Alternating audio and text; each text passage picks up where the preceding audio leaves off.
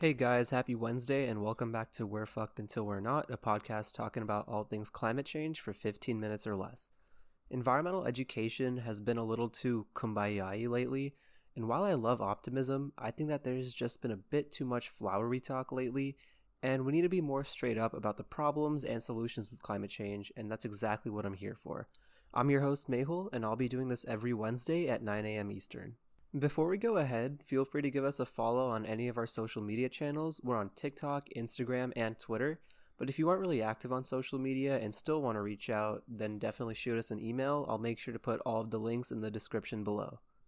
I want to kind of preface this episode with somewhat of a content warning, because what we'll be talking about today is super hard hitting, especially if you love animals, so definitely listen with some caution. So that being said, let's get into it. This week, we'll be talking about farming, or specifically concentrated animal feeding operations, or CAFOs for short, and factory farming as a whole. This right here is actually what got me into sustainability in the first place, so I can talk about this for hours and hours, but there's no way we can get enough of this covered in just 15 minutes, so please let me know if you want to learn more, and I can totally do a follow-up episode sometime. If you look at stuff like milk, eggs, and meat from grocery stores, we see a lot of happy animals and picturesque farms on the labels. But that's super misleading. Animal farms don't really exist anymore, especially in the United States. They've been replaced by these CAFOs, and they're a nightmare. This was the part I was warning about earlier, and what I'll be talking about is very graphic, so you can skip the next 2 to 3 minutes or so if that's something you're worried about. But basically, the demand for meat is ridiculously high. There's about 10 billion land animals killed every year, which is about 1 million an hour.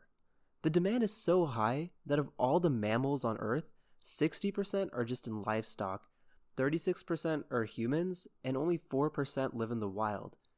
And because of this demand, there just isn't enough space to efficiently meet that demand, so these farmers and companies turn to these CAFOs because to them they're more efficient. No matter the animal, conditions are always very harsh, so in the interest of time, today I'll focus on both cows and pigs. The pigs living in these CAFOs live a life of suffering. Mother pigs live in these tiny cages that are so small that they can't even stretch their limbs or even turn around. So obviously that leads to a lot of health issues like inflammation, and they live in a lot of discomfort. The mother pig is usually forcibly impregnated, so the babies feed off of her, but she can't even turn around to see them. And to make matters worse, all the waste that's produced just goes through slats in the floor, which leak out into man-made lakes that are just full of pig waste. Farmers living around there end up having all of these health issues, and that odor just lingers around everywhere. Cows have it bad too. There's a myth that cows can produce milk 24/7 whenever, but no, we're just drinking a cow's breast milk. So the only way a cow can produce this milk is if she's pregnant and gives birth. So, farmers forcibly impregnate a cow, then take the calf away right after she gives birth because, to these factory farmers, if the calf had access to milk, it'd take away from milk that could be sold to humans. And as for getting the milk itself, there's always this image of a farmer waking up early one day to milk the cows. It's very romanticized and very false. It's done by these machines that aren't gentle at all, and the cow is usually in a lot of pain until it can't produce any more milk, and at that point, the cow is sent for slaughter to be made into beef, if it can still walk by then. As for the calves that are born, it depends on their sex. If the calf is born as a female, then it's raised in this small 1x1 pen and fed a milk substitute until it's old enough to be forcibly impregnated, and that cycle continues. If the calf is male, it usually gets killed or sent to a veal slaughterhouse because dairy farmers see no value in them.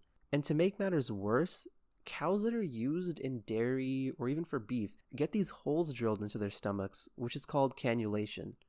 Farmers basically create a pothole in these cows' stomachs to study the quality of their feed and see/solve any stomach problems that come up, because cows aren't fed grass, which is what they're naturally supposed to eat. Instead, they're fed feed made of industrial crops like corn and soy that they aren't used to eating. And I wish it were just crops. They're fed anything that can make them gain weight quickly, so they can be even fed manure, chicken litter, and even newspaper. Again, I can go on for hours about how these cows are treated, but in the interest of time, we've got to move on, and we'll talk more about the consequences of this in just a second.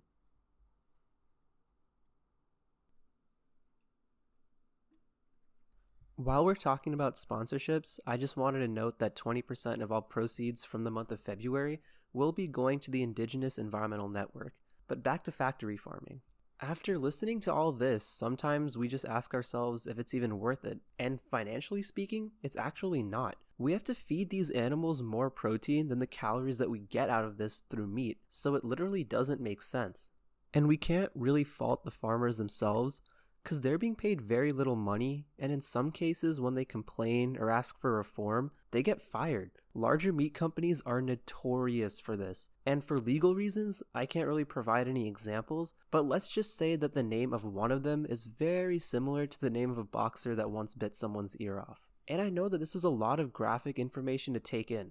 It's super heavy for me, and writing and recording this episode was very hard, but we really need to know this stuff. Environmental problems from this tend to be really extreme, and the biggest example is with antibiotics. Diseases can spread really fast in these crowded, moist, and tiny spaces that are this densely populated by animals, so they're fed a lot of antibiotics. In fact, about 80% of all antibiotics used worldwide go into livestock feed. The thing is, this can create antibiotic resistance, meaning that this can help develop antibiotic-resistant bacteria that can kill these animals. But not just the animals either. Zoonosis is when animals spread a disease to humans, and a perfect example of this is actually COVID-19. The thing is though, 4 out of 5 zoonotic diseases are caused by factory farming. So as antibiotic-resistant bacteria develop, we're pretty much just waiting for the right one to come out that'll make COVID-19 look like a walk in the park. And this sounds like a scenario from some sci-fi horror film, but it has happened in the past and is happening right now. MRSA is a staph infection that's resistant to antibiotics, and pig farmers worldwide are getting it, and there's really nothing they can do about it. But one day it can and will be a whole lot worse than just MRSA. And to be clear, this is not me pushing you to go vegan or anything. My purpose is to educate, and the more we know, the more we can actually do something about this. There's just not enough knowledge out there, and when people actually know what's going on, that's when the outcry and the change comes. There's just a massive disconnect between consumers and producers. Most consumers of meat and dairy products live nowhere near these factory farms, so labels are intentionally made with those romanticized images. The only way that this disconnect can be closed is with more awareness and action, but most people just aren't aware. And that being said, the United Nations Environmental Program has said that every developed country needs to have its meat consumption if there's any chance to beat climate change. And an Oxford study found that everyone in the United States needs to eat 90% less beef and pork, 60% less milk and poultry, and 50% less eggs to keep climate change under 2 degrees. But we can't all go plant-based, it's just not that easy. Everyone knows that dairy and meat products are super affordable, and if you're trying to feed yourself or your family on a budget, you're going to opt for these cheaper products. That's not a bad thing, they're just cheap. But have we ever questioned why they're so cheap? With all the water and land and feed inputs, meat is actually pretty expensive. Same with dairy products. But 65% of food subsidies go to these meat and dairy products, while only 1% of subsidies go to fruits and vegetables. Because if it's cheap, no one's going to ask any questions. So milk, meat, and other dairy products aren't actually that affordable. The prices are just kept to be artificially low, and consumers can't and won't ask any questions. Luckily enough, there are some solutions and alternatives to factory farming that are coming up. The first is just the variety of plant-based products and meat alternatives in the market right now. As that industry is innovating more, alternatives to meat and dairy products are becoming more convenient and most importantly cheaper without compromising on the protein intake that we need. But if you really don't want to give up meat, and I totally get that, cultured meat is also gaining more traction, with countries like Canada investing hundreds of millions of dollars into the industry. It's a very new practice, but cultured meat is where we basically take the cells of an animal and grow it in a culture. It's still meat, and the health benefits are actually better since there's no antibiotics or hormones. Cultured meat uses 99% less land and also emits 99% less greenhouse gas, uses 95% less water, and uses 45% less energy than traditional animal factory farming. That's pretty damn good. The only issue with that is that it's still very pricey, but as time goes on and the industry innovates more, it'll become a viable and cheap option for lower income residents and most importantly, large fast food chains that rely on factory farming. A company that already does this is called Memphis Meats, by the way. Now, given the time that we had today, this was the most I could do in detail, but if you want a follow-up episode, or you want some more resources, information, or you have any questions or comments, or if you've fallen in love with the sound of my voice, our social media channels and email are linked below, so don't hesitate to reach out. Now you can see why this is what got me into sustainability in the first place, and I really hope that this gets some listeners that maybe aren't as sustainability minded to get into it in some way, shape, or form. And one last thing before we go, an interesting question I've been asked a lot before this episode was made was, what's the most sustainable alternative to milk? And that's a great question that I figured I'd answer today, and the answer to that is oat milk. Because of the little amount of water and land needed for that, oat milk is the most sustainable alternative to milk, especially when compared to things like soy milk and almond milk. I'll see you guys next Wednesday.